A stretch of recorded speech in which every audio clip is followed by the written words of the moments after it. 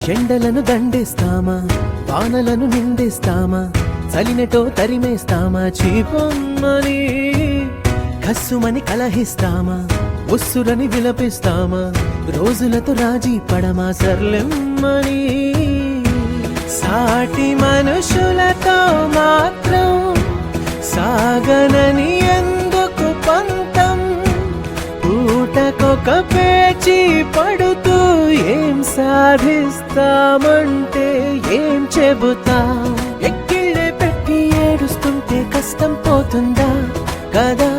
మరెందుకు గోలా, అయ్యయ్యో పాపం అంటే ఏదో లాభం